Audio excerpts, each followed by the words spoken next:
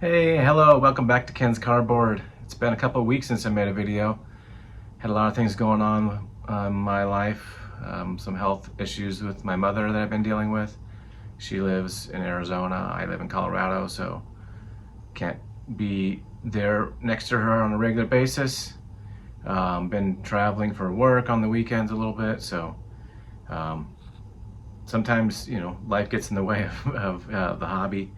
And you know, priorities take advantage of that. So I have a story I want to tell you about some cards that I got from one of my friends, not my mom, my wife's friends she plays pickleball with, and her husband passed away a few years ago, and then I went to the National and sold the cards that her husband had. So let's get into the story. I'll talk a little bit about the cards that were there. So it started out, my wife was chatting with one of her friends playing pickleball and said that, she told her that I collected cards, and she said, oh, my husband had some cards and I think he had some good ones, and maybe your husband can come look at them. So my wife told me about that, and I called her up and we set up a time to go look at the cards.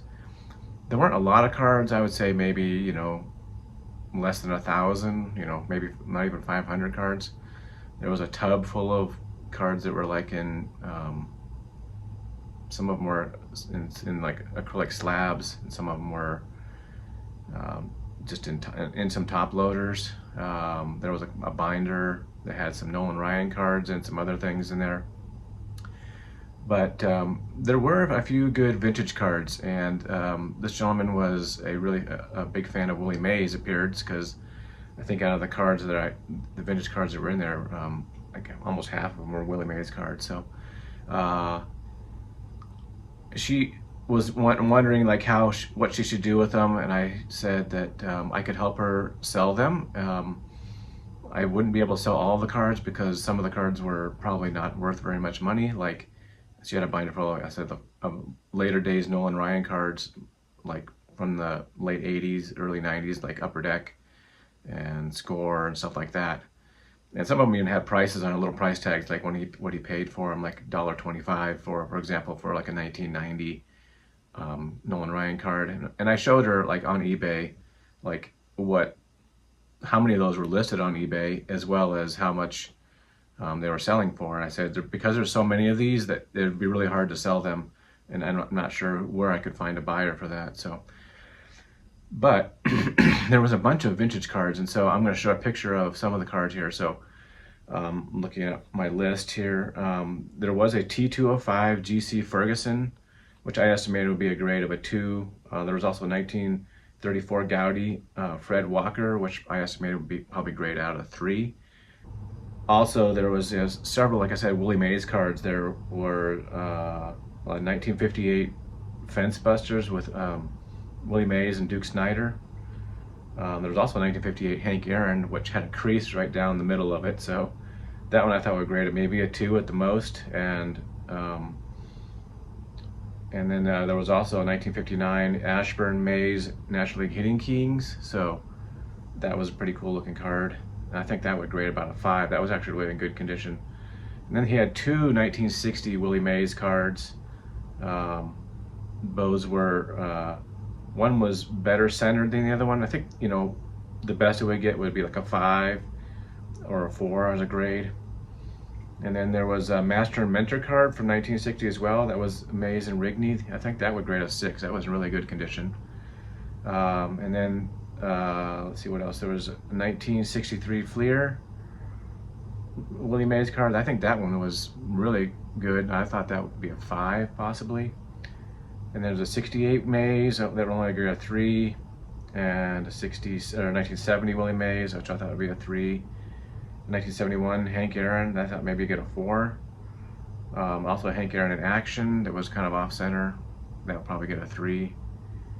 And then some other cards that I didn't have, that I didn't show here, that I didn't take a picture of or didn't keep, but there was a 75 Dave Winfield, 1977 Steve Carlton, a 1980 rookie Ricky Henderson, and 84 John Elway.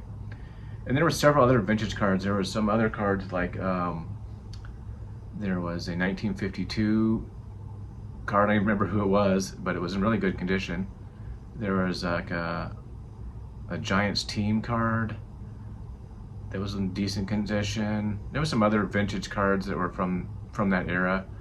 There were nothing special, like no stars in there. I think the Jim Bunning was like the other star, maybe these are from the late 60s. But so the story is I told her I would sell those, so I went to the National. The first couple of days I spent my time looking for like a Pete Rose rookie card that I picked up and some other cards, and I was able to do that. Then I was pretty much out of money. That was what I had to take my money for. So on Thursday night they had the YouTube get together, and I thought I was going to sell a bunch of these cards to Sammy Thunder. I talked to him about it, but by the time it was Thursday night, he had spent a lot of his money already, and so even though he loved the Willie Mays cards, he just didn't have any funds to pay for them. So that was fine. I did sell the A's, the Ashburn Mays Hitting Kings card at that get together. I can't remember who bought it, but I think I sold it for $30. But then I also went to the next day to the National. My morning I was going to spend going around to table to figure out who would be interested in these cards. So I went to a couple of vintage tables, and first one looked through the cards, and he said, you know, maybe he could be interested, but you know, go check around some other tables. So I did. Then I stopped by James Elite Hunter. He had a table. I had him look at it, and he said he was interested, but not that interested. So I thought, well, maybe I'm not going to sell the whole lot at one time. So I kind of went to a different dealer, and he was interested in some of the cards, really interested, but he wasn't really giving me a fair price. But so I kind of said I'm going to leave. I told him I was going to leave. Like, well, maybe I'll give you. He wanted a few of the cards, so I sold a couple of the Willie Mays cards, the 1960 Willie Mays cards, and Giants team card. And I ended up selling those for around, and I think it was like the Hank Aaron. Actually, I sold the Hank Aaron to another dealer on its own. So he bought those for like $300. I had $100 or so from the other dealer that bought the 58 Aaron. So I was walking around, just checking out some tables, looking at stuff I hadn't spent too much time dealing, and I found this one dealer that sold kind of all kinds of vintage stuff, and he said he's definitely interested in buying the cards. And so I went down behind his booth, and he started going through the Beckett and just checking off the things. And by the time he got done, it was he said it was about $480, and I said, would you take $500 for it? So he did. So, but by the end of the day, or end of that morning, I had sold all the cards, and I was happy about that. And like I said, I was when I was telling you before about what the grades I thought, if they were graded and those prices what I saw on eBay, I think they would have come to about $1,400 for those cards. And I think I got a total of about $830, which is about 60% of that. So if you count the cost of grading and all those other things, I feel like I made out pretty good, because I would have spent another, I don't know, couple $100 at least grading those cards. So I thought it was a good deal, and for my efforts for doing that, I kept a few cards from the collection, and right now, well, let's take a look at those and see what I kept.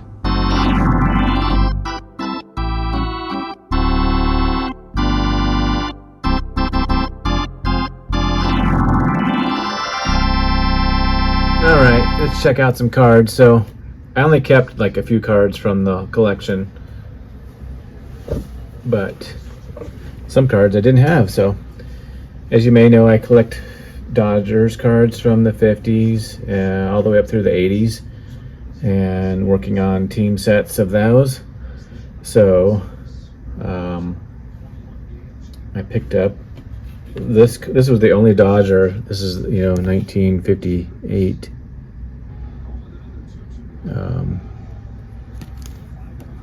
Joe Pignatano, catcher for the Dodgers.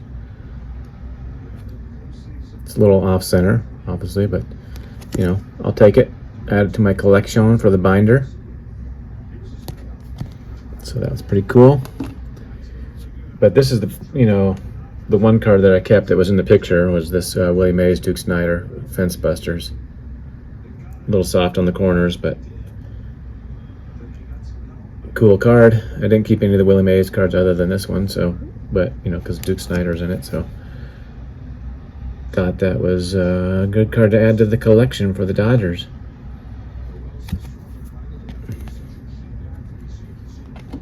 That's a good one there.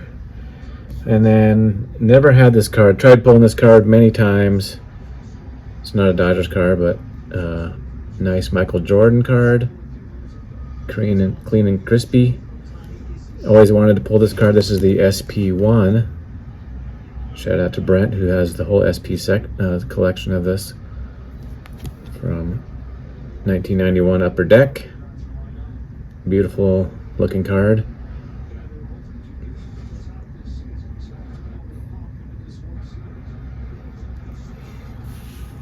And then one of my buddies that I'm in a chat group with, and he works with card dealers. He creates custom cards. So these are a couple of the custom cards that he made. This is a Bo nose with Bo Jackson and with a Raiders helmet on and a Kansas City jersey. His name is Thomas.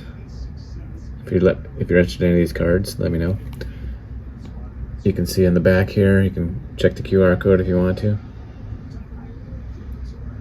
Original custom cards made in the USA. Collectors XT Originals. Very cool. So here's another one. Here's a Barry Sanders. I like the foil that he uses for the cards. Pretty cool. Anyways, he gets cards from dealers, and he had this one here, and I snagged it. I have, I think, only a couple of Sandy Koufax cards right now. I used to have his rookie card, but I traded it for a Jackie Robinson rookie card, so happy to add another Koufax card to my collection. 1960 is one of my favorite designs. Kind of the year that represents 1959 when the Dodgers won the World Series, their first year in LA. So pretty cool. He's got the LA cap on there. Los Angeles Dodgers, the first year that they made cards of him in LA after they left Brooklyn. So there you go. There is the baseball cards I had. You know, it was pretty cool to be able to just sell those cards for what I did, and just glad I'm able to get some money so you can give it to our grandkids or whatever she wants to do with it. So thanks for watching, everybody. I hope you have a great rest of the weekend, and enjoy the World Series as it's going on. Peace.